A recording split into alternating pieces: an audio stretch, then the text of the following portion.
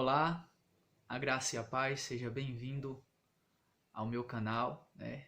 Se você quiser, se inscreva aí nesse canal, aperte no like aí, dê um like para nós. Hoje nós vamos falar um pouco sobre jejum, né? Essa tem sido um questionamento que tem sido feito muito a mim durante alguns dias e nós queremos tratar um pouco, né, de forma bíblica, de forma consciente, o que a palavra do Senhor nos diz e de que maneira nós podemos tratar essa questão tão importante. Porque surgem algumas perguntas para nós. Será que de fato nós devemos praticar o jejum? Ou o jejum é uma prática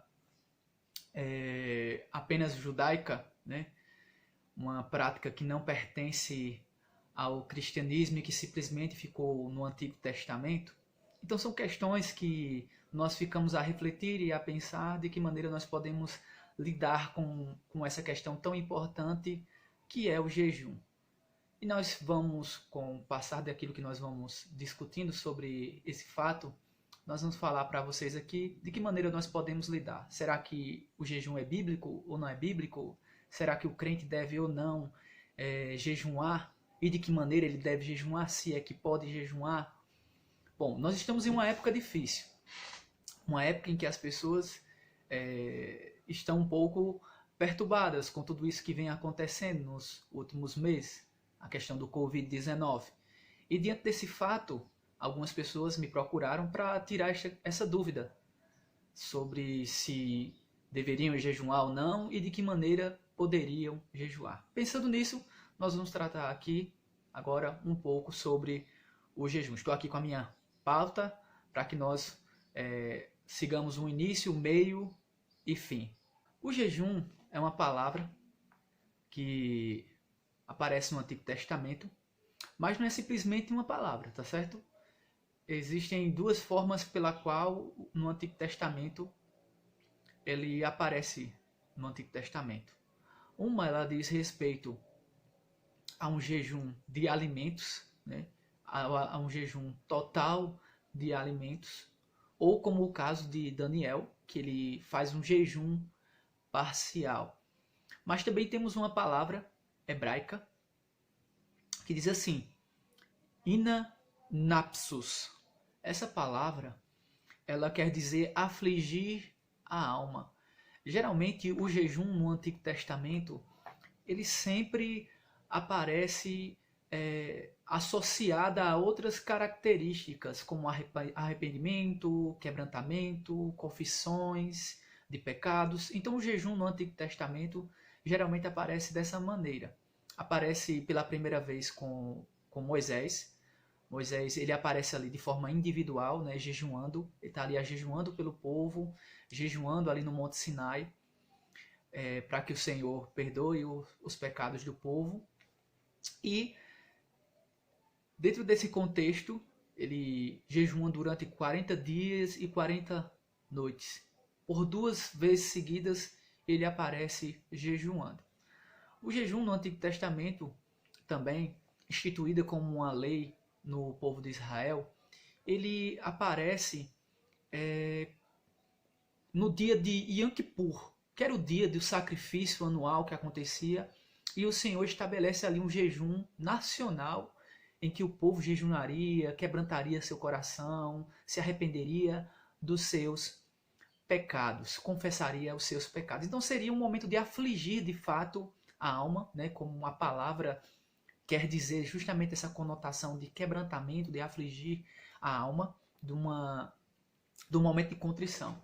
É interessante que o jejum ele não é só algo exclusivo do cristianismo, tá certo? Eu quero que você coloque isso em mente, não é apenas algo exclusivo do cristianismo. O jejum ele é uma prática de vários outros povos, inclusive de algumas religiões, como o islamismo, né, os muçulmanos, os budistas, os hinduístas e várias outras religiões que também praticam o jejum. E nós, como Igreja de Cristo Jesus, a questão que vem para nós, como falamos inicialmente, é se é válido ou não o jejum para cada um de nós, se é válido na era da igreja.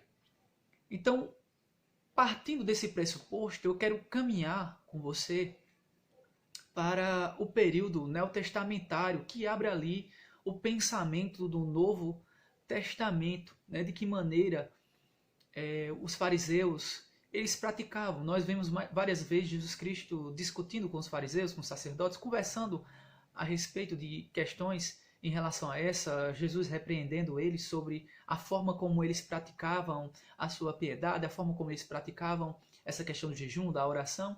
Então nós entramos para o Novo Testamento e vemos essas questões. No período intertestamentário, que é o período entre o livro de Malaquias e o livro de Mateus, eles desenvolvem, né, nas sinagogas essa questão do jejum. Alguns jejuavam 2, 3 vezes na semana, dependia muito da pessoa. Nós temos o caso de Ana, que filha de Fanuel, que jejuava ali, os fariseus que jejuavam de 2 a 3 vezes. Então esse é o contexto que nós encontramos relacionadas ao jejum. Certa vez, algumas pessoas foram até Jesus Cristo, discutindo porque, por exemplo, os discípulos de João Batista chegaram e indagaram o nosso Senhor Jesus Cristo, argumentando: Senhor, por que teus discípulos não jejuam como nós e os fariseus? E Jesus Cristo vai justamente dizer a eles: enquanto o noivo está com eles, não há necessidade alguma deles jejuarem. Mas quando o noivo for retirado deles, com certeza eles jejuarão. Então esse aspecto, né, que está justamente relacionado a essa questão do jejum no Novo Testamento. Então o jejum, a religiosidade do jejum dentro dos religiosos, os fariseus e sacerdotes da época do nosso Senhor Jesus, usavam não só o jejum, mas a oração, o dízimos, as caridades, como meio de serem vistos pelos homens. Então o jejum e a oração, a caridade, era feita dessa maneira. Eles utilizavam este jejum para serem vistos pelos homens, algo totalmente condenável pelo o nosso Senhor Jesus Cristo. Isso vai estar registrado lá em Mateus capítulo 6, versículo 16. Bom, a pergunta que vem agora é: a igreja deve praticar o jejum? Pensei comigo, a igreja deve praticar o jejum? Como noiva de Cristo Jesus, devemos praticar o jejum, sim ou não? Vemos que fica claro no Antigo Testamento, o povo de Israel tinha que praticar o jejum, pelo menos no dia de Yom Kippur, né? Naquele momento sacrificial, o sacrifício por toda a nação era praticado um jejum. E para a igreja de Cristo Jesus, será que a igreja deve praticar o jejum? Precisamos deixar claro que não é porque não encontramos um mandamento exclusivo sobre o assunto, não significa que ele não foi ensinado por nosso Senhor, né? Certa vez o Senhor foi indagado porque seus discípulos não jejuavam, e foi o que nós falamos anteriormente. Então ele vai e responde. Então chegaram ao pé dele os discípulos de João dizendo: por que jejuamos nós, os fariseus, muitas vezes, e os teus discípulos não jejuam? Disse-lhe Jesus: podem porventura andar tristes os filhos das bodas, enquanto o esposo está com eles? Dias virão, porém, que lhe será tirado o esposo, e então jejuarão. Mateus capítulo 9, versículo 14 a 17, Marcos capítulo 2, 18 a 22. Então esses textos eles vão falar sobre esse aspecto. Nosso Senhor tinha em consciência que os discípulos, depois de sua ascensão, jejuariam. É isso que o texto deixa-nos a entender, né? Que depois que o noivo fosse retirado daquele ministério terreno, os discípulos jejuariam. E, consequentemente, todos aqueles que são discípulos de Cristo Jesus jejuariam. Essa é uma prática, a prática do jejum é uma prática praticada, certo? Sendo aqui um pouco redundante, praticada não só por pentecostais, neopentecostais, praticada por alguns tradicionais, né? Isso é uma prática comum. Claro, dentro dos movimentos, aqueles que são neopentecostais e o movimento pentecostal é praticado de forma mais enfática essa questão do jejum. Eles, com certeza, jejuam muito mais do que os tradicionais. Mas é algo equivocado da parte dos tradicionais, né? nós precisamos também ter em mente essa questão da prática do jejum. Nós vimos que o nosso Senhor Jesus Cristo ele deixa claro essa questão de que quando ele saísse da terra, quando ele fosse recebido ao céu, os seus discípulos, aqueles que são discípulos de Cristo Jesus, eles jejuariam. Então, de que maneira nós podemos jejuar? Como devemos jejuar? Essa é a primeira pergunta que nós precisamos responder. Vimos que anteriormente nós precisamos jejuar. Mas de que maneira nós devemos jejuar? A primeira coisa, nós precisamos entender que devemos jejuar para a glória de Deus. E isso nos traz à memória aquilo que o apóstolo Paulo escreveu em 1 Coríntios capítulo 10, versículo 31. Dentro daquele contexto, ele está tratando sobre a questão dos alimentos sacrificados a ídolos. E aproveitando essa oportunidade, o apóstolo Paulo ele fala de que maneira nós devemos fazer as coisas em relação à nossa vida. Então, no capítulo 10, versículo 31 de 1 Coríntios, ele vai dizer que nós devemos fazer tudo para a glória do Senhor. Não só nos alimentarmos para a glória do Senhor, mas tudo que nós fazemos, nós devemos fazer para a glória do Senhor. Então, a primeira coisa que você precisa entender, se você vai jejuar, você deve jejuar para a glória de Deus. Certo? Nós não devemos jejuar por vingança, nós não devemos jejuar para conseguir algo do Senhor como se fosse uma barganha. A primeira coisa que nós devemos ter em mente é que devemos jejuar para a glória do Senhor. A questão é, nós devemos jejuar em grupo ou sozinhos? Nós encontramos vários relatos de pessoas jejuando sozinhas, como o caso de Moisés, o caso de Jesus Cristo, mas nós também vamos encontrar casos específicos, como no livro de Neemias, capítulo 1, versículo 4 a 11, pessoas jejuando em coletividade. Encontramos o caso de Daniel, capítulo 10, jejuando em coletividade. Encontramos o caso do povo de Israel, que jejuava todos no dia do Yom Kippur. E por aí vai. Encontramos a igreja, em Atos capítulo 3, versículo 2, capítulo 14, versículo 23, também praticando jejum de forma coletiva. Então o jejum ele se distingue em duas maneiras, o jejum coletivo e o jejum individual, certo? Outra coisa, o jejum ele sempre precisa ser acompanhado da oração. Se nós formos orar, não precisamos jejuar, tá certo? Mas todas as vezes que formos jejuar, precisamos praticar a oração. Todas as vezes que aparece a palavra jejum, principalmente no Novo Testamento, ela sempre está acompanhada da oração. Ela sempre precede a oração. Ela sempre é um ato que está acompanhado da oração. A oração não. A oração, você não precisa jejuar para orar. Mas para jejuar, você precisa estar orando. Quarta coisa. O jejum é sempre acompanhado pela piedade cristã. Aliás, o jejum faz parte da piedade cristã. A piedade cristã, ela está inserida a oração, a leitura da palavra do Senhor, a prática do jejum, certo? Então essas características diz respeito a uma vida piedosa. Um cristão que se preza, ele tem esses três elementos em sua vida: oração, leitura da palavra do Senhor e o jejum, tá certo? O jejum faz parte também dessa vida piedosa, sem hipocrisia, certo? O jejum não pode ser hipócrita. Você jejuma, você desfigura o seu rosto, vai à praça, tá lá para todo mundo bater aplauso para você. Eu jejum, eu estou jejuando hoje. E não foi isso que o nosso Senhor Jesus Cristo ensinou. Se você está praticando o jejum que não é coletivo, então lave o seu rosto, escove os seus dentes, certo? E saia sem tocar uma trombeta dizendo que está jejuando. Se é um jejum coletivo, não há problema nenhum. Todos que estão ali naquele momento estão jejuando, estão cientes que estão praticando o jejum. Outra questão, o jejum é um ato voluntário, tá certo? Sempre é um ato voluntário. Ele nunca aparece como um ato forçado, mas como um ato voluntário que o Senhor convida o seu povo a praticar o jejum. É apresentado na palavra como um ato voluntário por parte de indivíduos, homens e mulheres piedosas, mas também podemos ser convocados, como os casos anteriormente mencionados, como os casos de calamidade, o caso de guerra, né? O caso agora dessa questão do Covid, né? de pessoas que estão sendo convidadas a jejuar.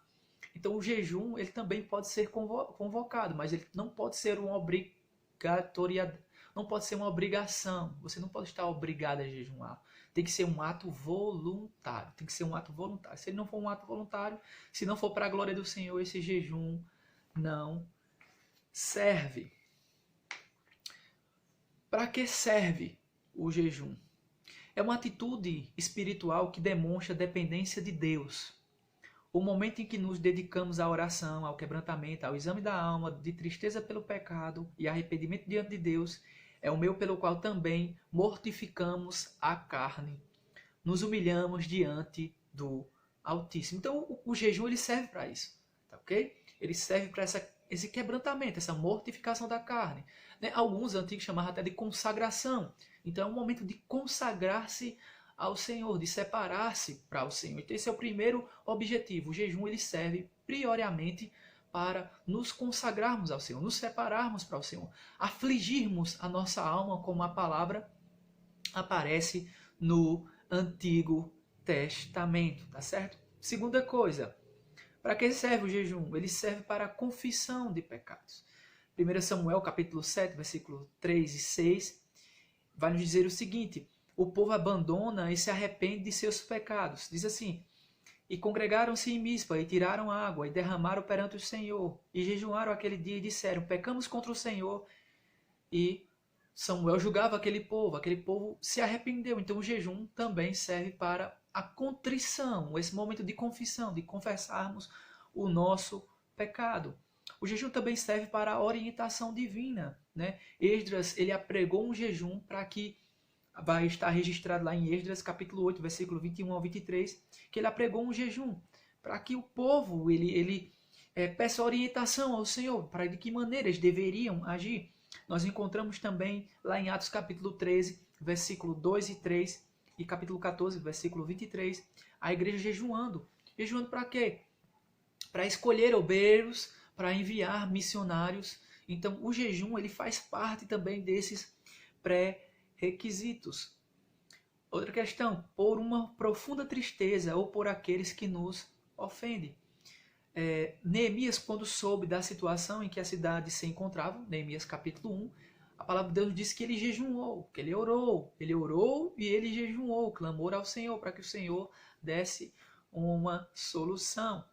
No Salmo 35, versículo 13, vai nos dizer ali o relato que Davi, quando estava em um conflito ali em guerra, a palavra nos diz que ele jejua pelos seus inimigos, mas ele não jejua para que Deus mate os seus inimigos, ele jejua para que haja uma cura pela enfermidade dos seus inimigos. Né? Tem aquelas pessoas que fazem orações de bruxo, que fazem jejuns satânicos para que Deus mate pessoas, para que Deus destrua pessoas. Jejuam, pagam preço para que Deus destrua as pessoas. A palavra de Deus, ela não nos ensina dessa maneira, tá certo? Temos que ter um cuidado em relação a isso. A palavra de Deus também nos convida, o jejum aparece como nos convida a fazer jejum em tipos de perseguição. Isso vai estar registrado lá em Ester, capítulo 4, versículo 3, versículos 15 a 17. Ester convida, né, Mardoqueu e todos os seus servos e suas servas para que pratiquem um jejum, para que Deus livre o seu povo, para que Deus dê uma orientação. Então nós precisamos ter isso em mente. O jejum ele tem essa modalidade, essa prática, tá certo? Então, de que maneira nós podemos concluir essas observações que nós fizemos aqui? É que o jejum, ele deve ser primeiramente para a glória do Senhor. Outra coisa, o jejum ele deve ser um ato voluntário, tá certo? Ele não deve ser uma barganha. Você não deve barganhar com o Senhor. Ó, Senhor Deus, eu vou jejuar para que para o Senhor me dar isso. Em nenhum texto das Sagradas Escrituras você vai encontrar isso. Você não vai encontrar isso em lugar nenhum. Ó Senhor, eu faço isso para que o Senhor me dê isso. Estamos equivocados se pensamos dessa maneira. O jejum é um ato voluntário, é um ato de quebrantamento. É um ato em que nós nos derramamos diante do Senhor, tá certo? Então, precisamos ter isso em mente. Se você for jejuar, né, você tem que escolher. O jejum, ele deve ser parcial ou total, tá certo? Ele deve ser O jejum ele deve ser parcial ou total? Acredito que isso vai ficar ao seu critério. Todas as vezes que a palavra jejum aparece, vai falar justamente sobre abstenção de alimentos, tá certo? Então, se você pode se abster de alimentos, se abstenha de alimentos. Se você tem algum vício no celular, redes sociais, e você quer, você pode se abster, tá certo? Isso não encaixa com a palavra jejum, mas você pode se abster para se consagrar ao Senhor, porque a questão é que você está usufruindo demais disso e está atrapalhando na sua vida com Deus. Então o jejum ele deve ser para a glória de Deus, ele deve ser voluntário, ele não deve ser uma barganha para com o Senhor, tá certo? Você não pode barganhar para o Senhor para conseguir coisas do Senhor, tá ok? Você deve fazer o jejum para a glória do Senhor. Você não pode ser como o povo de Israel, que faziam jejum, mas a vida deles não condizia. Então, outra coisa, não adianta você jejuar e você está na prática do pecado. Você vive constantemente pecado. Você diz uma coisa, mas você não vive ela. Então não adianta você jejuar. A sua vida de piedade deve condizer com estas práticas, tá certo? Então se você jejua, não adianta você jejuar se você vive uma vida de pecado. Você tem que, ao contrário, você tem que jejuar, confessar os seus pecados ao Senhor e viver uma vida quebrantada diante do Senhor. Bom, a prática do jejum é sempre bem-vinda, tá certo? Quando acompanhada pela santidade, arrependimento, confissão e não conformidade com a injustiça. E um sentimento de dependência de Deus. Se o jejum não é acompanhado pela vida, só serve para ficar com fome ou se abster de algo. O que o nosso Senhor espera é que esta prática espontânea faça parte das nossas vidas. Então eu concluo dessa maneira, tá certo? O jejum, ele pode fazer prática da nossa vida, mas ele não deve ser um instrumento para colocarmos o nosso Senhor no canto da parede. Então que você seja abençoado por essa breve apresentação. Quem sabe no futuro nós podemos tratar de forma mais específica, mas acredito que essa breve apresentação sobre a questão de jejum, você que quer jejuar nesse momento, você pode jejuar, tá certo? Você pode jejuar, mas lembre-se que isso seja para a glória do Senhor. Que Deus